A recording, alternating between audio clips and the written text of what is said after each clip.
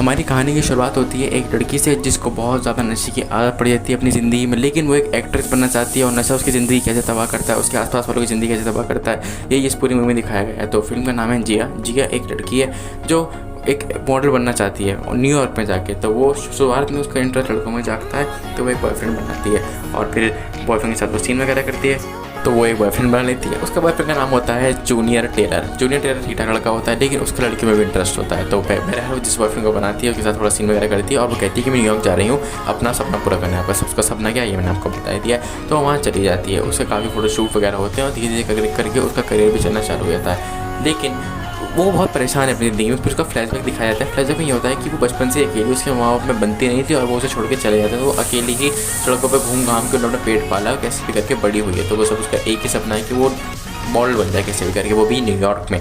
और फिर उसका बॉयफ्रेंड कहता है कि मत जाओ न्यूयॉर्क, तुम्हारे लिए सही नहीं है, लेकिन वो अपने बॉयफ्रेंड को कैसे ना कैसे करके कन्वेंस कर ही लेती है और फिर वो वहाँ से फाइनली निकल जाती है। और जब वो न्यूयॉर्क आ जाए थोड़ा थोड़ा करके उससे काम मिलना शुरू होता है, कुछ फोटोशूट वगैरह होते हैं उसके और धीरे धीरे करके उसका करियर जो है बूस्ट लेने लगता है। धीरे धीरे करके उसके बाद पैसा वैसा आने लगता है। लेकिन जब एक फ़ोटोशूट कर रही होती है वो, तो उसे एक एजेंट मिलता है जिसके सामने होती है एक लिंडा नाम की लड़की होती है। लिंडा नाम की लड़की को पसंद आ जाती है और फिर वो दोनों साथ में रहती हैं। जब वो फोटोशूट कर रही होती है तो दोनों साथ में कर रही होती है। फिर उन दोनों में बहुत ज़्यादा प्यार हो जाता है और दोनों लड़कियों में प्यार हो जाता है। और एंजेलिना को काफ़ी काम मिलने लगा था तो वो भी चलने लगती है। फिर एंजेलिना लिंडा से मिलने के बाद वो उसे अपने आंटी जी के घर पे लेकर आती है और वो मतलब लड़की आपस में भी सीन वगैरह करते हैं। और ये उसको पसंद नहीं आता लिंडा, क्योंकि लिंडा का एक बॉयफ्रेंड ऑलरेडी है। वो कहती है कि तुम्हें अपनी ज़िंदगी संवारनी चाहिए एंजेलिना, मतलब जिया तुम्हें कुछ ना कुछ करना चाहिए अपने करियर में। तो वो नहीं करती है, बल्कि वो क्या करती है ड्रग वगैरह लेना चालू कर देती है, क्योंकि अब उसे काम नहीं मिलता है। काम उसे इसलिए नहीं मिलता क्योंकि वो ड्रग के एडिक्शन में उसकी ये खबर मीडिया में आ गई थी। तो जब वो एक जगह जाती है नशा लेने,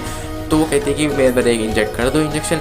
तो वो कहता है कर देता हूँ और वो कर देता है। लेकिन वो उसके सो जाने के बाद वो 3-4 लड़के होते हैं उसके साथ बहुत ही गलत सीन करते हैं। क्या है वो आप समझ जाओ। और फिर वो सुबह वापस आती है अपने डिटेल्ला के पास में और फिर वो उसे कार राइड लेके जाती है और उसे वगैरह करती है। कहती है कि तुम्हें अपनी ज़िंदगी सुधारनी चाहिए, वरना जिया तुम्हारा करियर तो डूब ही चुका है और तुम खुद भी मर सकती हो, ऐसा उसको बोलती है। लेकिन उसे अपनी खूबसूरती पे इतना घमंड होता है, उसको लगता है उसका करियर डूब तो गया लेकिन दोबारा चल जाएगा। मतलब किसी से सीधी मुँह बात नहीं करती और कमेंट में चूर होती है वो।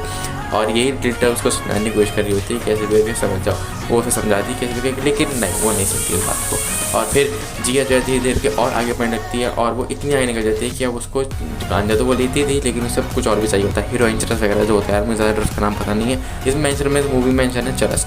वो चरस लेने भी एक जाती है और एजेंसी के पास जाती है, एजेंट के पास। एजेंट उसे बताता है कि तुम्हारा करियर तो डूब चुका है, लेकिन एक चांस है, अगर तुम मीडिया में अपनी माफ़ी मांग लो कि जो तुमने पास में करा है तो तुम्हारा कुछ हो सकता है दोबारा से।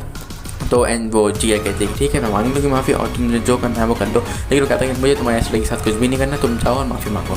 तो वो बहुत तरीके से मेकअप वगैरह करती है और मीडिया से बहुत ज़्यादा माफ़ी मांगती है।